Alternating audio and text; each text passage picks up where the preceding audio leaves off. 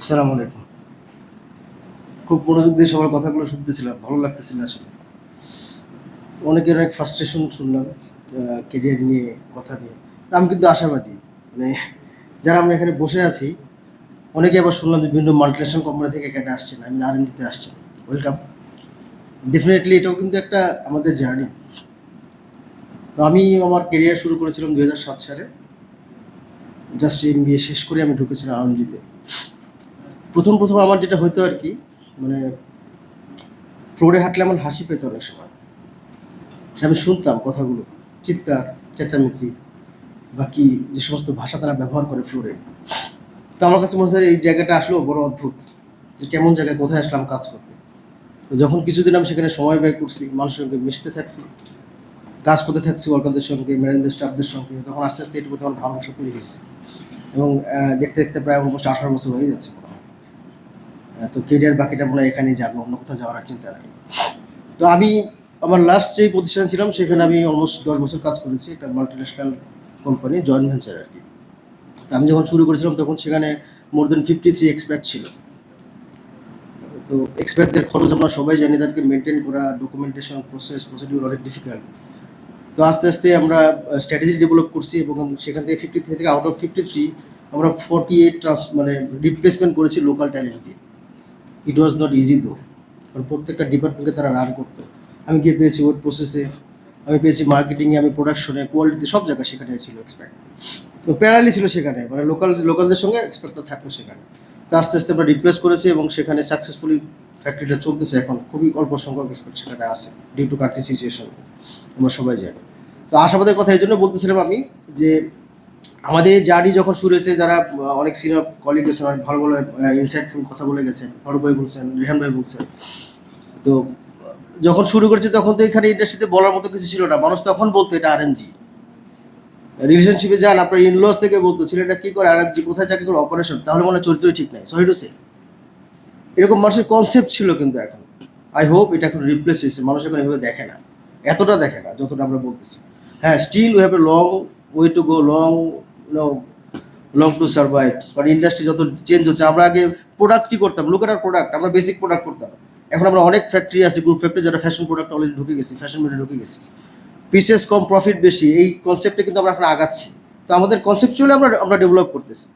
আমাদের সবাইকে অবশ্যই সময় দিতে হবে, যারা এক্সপার্ট, আমরা প্রফেশনাল বলতেছি, have to spend our time and talent also in the same industry, যেন আমরা এটাকে ডেভেলপ করে নিয়ে আসতে পারি। আমরা সবাই শুধু প্রবলেম বললে হবে না, have to give solution also at the same time. সবাই যদি প্রবলেম তো আমরা সবাই বলতে পারবো, 100টা প্রবলেম আছে এরকম। এখন এত সুন্দর একটা অর্গানাইজ রুম, আমি এখানে খুঁজলে 10টা প্রবলেম আমি খুঁজে পাবো, but who will tell the solution? We the people, we have to tell the solution. And এখানে একজন ফ্যাক্টরি ওনার আছেন, মেকপাইয়ের। আমি স্যারকে অনুরোধ করবো একটা কথা, সেটা হচ্ছে যে আমাদের ট্যালেন্টকে প্রমোট করার জন্য আপনাদের কাছ থেকে ইনিশিয়েটিভ আসতে হবে। লোক বিং এইচআর, আমরা শুধু বলতে পারি যে এই ট্যালেন্টকে টিকে রাখার জন্য আমাদের টাকা লাগবে। সবাই আমরা বলতেছি যে আমাদের এমপিওদের জন্য স্যালারি ছিল লাইক 10 ইয়ার্স ব্যাক 12,000, 15,000, 20,000, এখন থামছি আমরা। বাট 20,000 টাকা দিয়ে সার্ভাইভ করা যায় কিনা, আমাদের লিভিং ওয়েজ আমাদেরকে ক্যালকুলেট করতে হবে। সেই ছেলেটা টিকে থাকতে পারবে কিনা। টিকে থাকার মতো স্যালারি যদি আমরা ইনশিওর করতে পারি, definitely we can retain the talent, they can give us service for long run. এটা আমাদেরকে ইনশিওর করতে হবে ফার্স্ট। আমরা বলবো এর সঙ্গে আমাদের যে পারিপার্শ্বিক জায়গাগুলো, সেখানে আমাদের ব্যাকগ্রাউন্ডে কাজ করতে হবে। রিসার্চের কথা একজন বলছেন, খুব ভালোভাবে বলছেন। Definitely we need to do research more and more. কীভাবে রিটেন করতে পারবো তার জন্য রিসার্চ করতে হবে। ট্রেনিং যেটা বলছেন, অনেক অনেক কমপ্লিমেন্ট বলছেন, ট্রেনিং নিয়ে ধন্যবাদ বলছেন। আসলে সত্য, আমি 4-5 বছর এই সেভের বিভিন্ন ট্রেনিং আমি দেখেছি, আমি সেখানে ইনভলভ ছিলাম ফিজিক্যালি। তো ট্রেনিংগুলো হয়েছে অনেক ক্ষেত্রে, এখন যেহেতু এখানে একটা মানি ফ্যাক্টর আছে, কিন্তু স্যালারিড, যারা এই বিভিন্ন জায়গায় অর্গানাইজেশন ট্রেনিং করাচ্ছে, স্যালারিড এমপ্লয়িরা ট্রেনিং করাচ্ছেন, কিন্তু এটাকে ফলো আপ করার জন্য proper guidance, third party I is required. Training করাচ্ছে ইনস্টিটিউশন, ট্রেনিং পাচ্ছে যারা ট্রেনি তারা, কিন্তু তাদের সেই ট্রেনিংটা কতটুকু কোয়ালিটিফুল হচ্ছে এটা দেখার জন্য লোক লাগবে। আমি জানি যে বিজিএমের রিসোর্স অনেক কম, 11 জন ম্যানেজমেন্ট স্টাফ কিংবা 60 জন মানুষ দিয়ে এত বড় ট্রেনিং ফলো আপ করা সম্ভব না। থার্ড পার্টি যদি কোনো মানে অ্যারেঞ্জ করা যায়, থার্ড আই, যারা ট্রেনিংটাকে রেটিফাই করতে পারবে, অ্যাকচুয়ালি ট্রেনিং যেটা দিচ্ছে সেটা অ্যাকচুয়ালি ইফেক্টিভ কিনা, সেটা দেখলে মনে হয় ভালো হবে। আমি আমার ইনসাইটটাকে বললাম।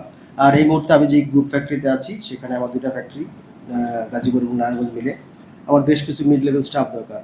আমরা কারেন্টলি যে ফারুক ভাই বলছেন যে উমেন এম্পাওয়ারমেন্ট, আমাদের ফিমেল সুপারভাইজার খুব বেশি দরকার, ফিমেল ওয়ার্কার আমাদের অনেক বেশি দরকার।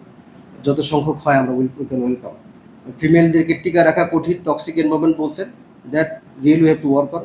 কীভাবে সেটাকে করা যায়। মিড লেভেল যদি মানে এডুকেটেড লেভেলের লোকেরা না আসে মিড লেভেলে, ডেফিনেটলি আমরা এটাকে কখনোই এই পর্যায়ে নিয়ে আসতে পারবো না। লোক আমরা যখন আমি বলছিলাম 2007 সালে তখনকার এইচআর প্রফেশনাল আর এখনকার HR professional, you can see the picture. So definitely আমাদেরকে এই জায়গাটি এডুকেট করতে হবে। মিড লেভেল ম্যানেজমেন্ট, তারা দে আর দ্য ব্যাকবোন একটা ফ্যাক্টরিতে। তারা যদি ঠিক জায়গায় চলে আসে তাহলে নিচে এবং উপরে দুই জায়গায় ভালো কিছু করা সম্ভব, কারণ তারাই তো উপর দিকে আসবে। Thank you very much. আসসালামু আলাইকুম। ধন্যবাদ জনাব নাইম স্যারকে।